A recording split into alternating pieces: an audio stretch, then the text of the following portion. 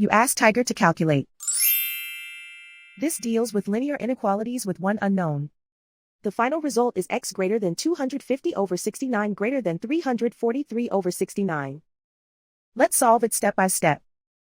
Simplify the expression. Simplify the arithmetic.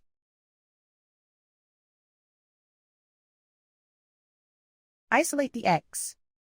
Divide both sides by 69.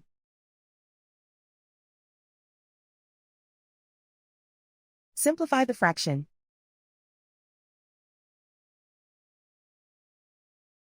Plot the solution on a coordinate grid.